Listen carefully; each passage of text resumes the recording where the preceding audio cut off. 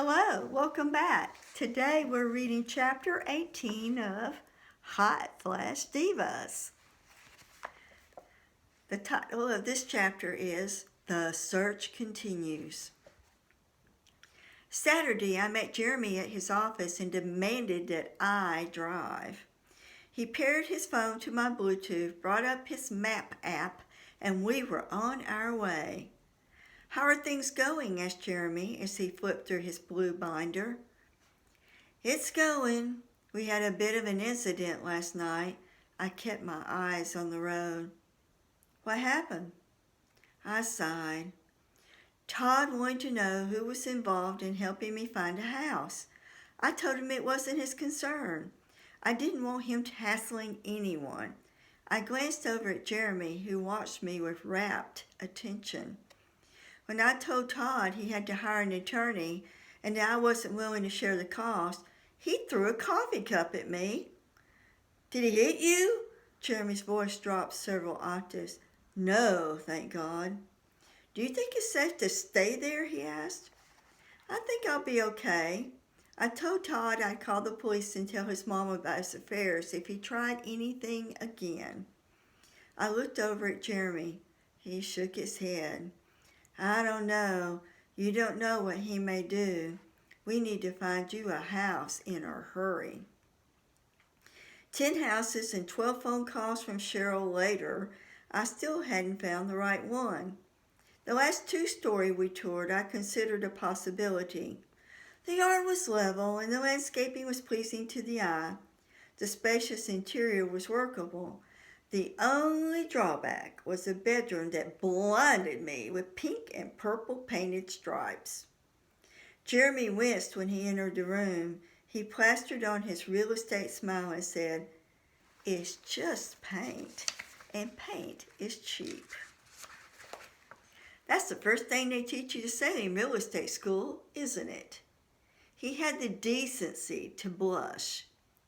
I eyed the walls and calculated what it would take to obliterate a little girl's former dream.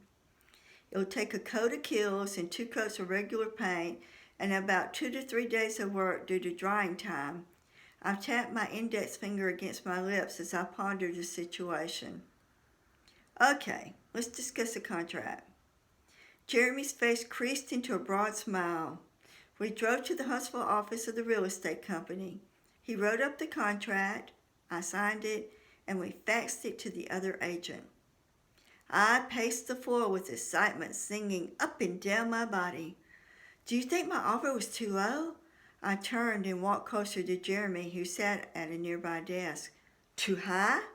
Jeremy's fingers drummed on the marred surface. "I think we hit it just right. Stop worrying." Just when I felt I would self-combust from frustration, the fax came in. Jeremy stood and walked with deliberation to the machine. He picked up the paper, read a few sentences, and frowned. "I'm sorry, Phoenix. Someone placed it under contract an hour ago." I slid into a chair and exhaled.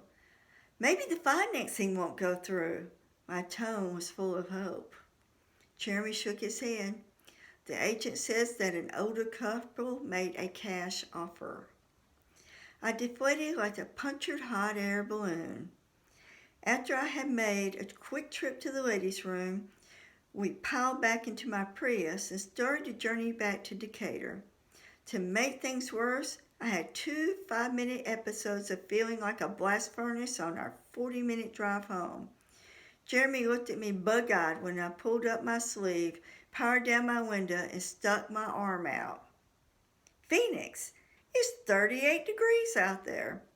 Being a cold-natured person who wore sweaters on occasion during the summer, I couldn't believe that I was roasting on the spot. "Would you prefer to turn on the air conditioner?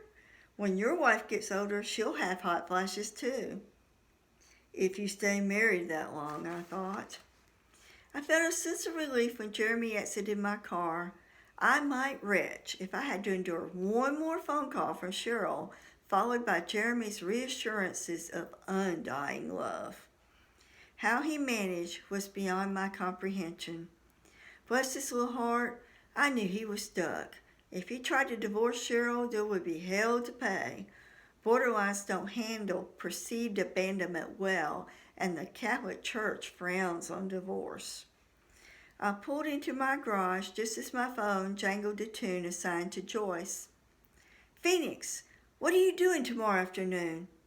Nothing much. Why? I have a few houses for you to see near me where I live at. I think you're going to like them. I paused. How could a fun exploration for a new house shift into such an energy-draining disappointment? Nothing I'd seen so far seemed like home. Even the house I lost wasn't quite it. I can meet you at 2 o'clock at your house. That's settled. I trudged into my bedroom with Buffy prancing at my feet, wedged a chair under the door, and took a nap. I needed the solace of sleep. Thank you for listening. I hope you're enjoying the story. Please like, subscribe, leave comments. All of those are appreciated. In the meantime, until I see you again, stay well and stay safe.